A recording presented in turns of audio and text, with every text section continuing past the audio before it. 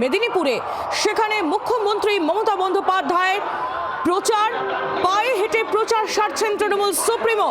সেই ছবি আপনারা দেখছেন।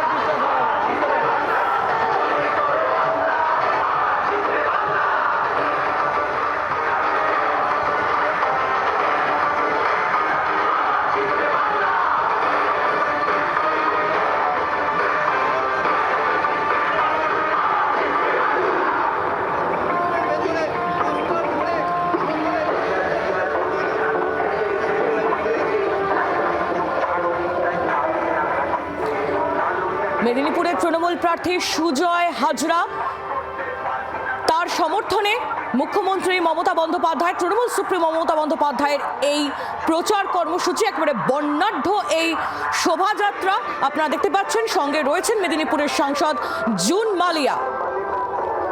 একেবারে প্রথম সারিতে তারা হাঁটছেন মুখ্যমন্ত্রীর সঙ্গে। দুপাশে অগণিত মানুষ এবং কর্মী সমর্থকদের ভিড়। ফেস্টুন, তৃণমূলের পতাকা, তা নিয়ে একেবারে বর্ণাঢ্য এই শোভাযাত্রা, সেই ছবি আপনারা দেখছেন। একেবারে পায়ে হেঁটে জনসংযোগ করতে করতে প্রচারে মুখ্যমন্ত্রী।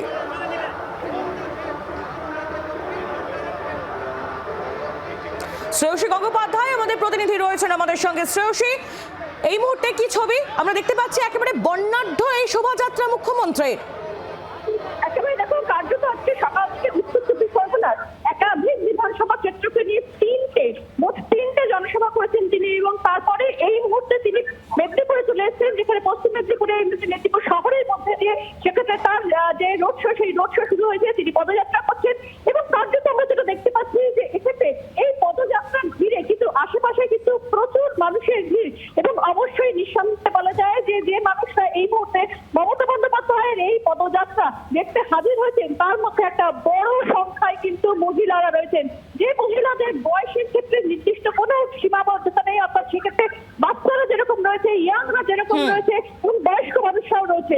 ফলে কার্যত প্রচুর মানুষের ভিড় দেখতে পাচ্ছি আমরা দুপাশে, যার মধ্যে কিন্তু একটা বড় সংখ্যার মহিলারা, তারা কিন্তু এই মুহূর্তে মমতা বন্দ্যোপাধ্যায়কে এই মুহূর্তে তারা দেখতে, তারা এই মুহূর্তে রাস্তার দুপাশে হাজির হয়েছেন। এই মুহূর্তে যে পদযাত্রা, মেদিনীপুর যে বিধানসভা কেন্দ্র, সেই বিধানসভার যে কেন্দ্রের যিনি প্রার্থী সুজয় হাজরা, তার সমর্থনে কিন্তু এই মুহূর্তে পদযাত্রা করছেন মমতা বন্দ্যোপাধ্যায়। একেবারে শ্রেয়সী, তুমি নজর রাখো। ধন্যবাদ তোমায়। শ্রেয়সী গঙ্গোপাধ্যায় আমাদের প্রতিনিধি আমাদের সঙ্গে ছিলেন টেলিফোন লাইনে।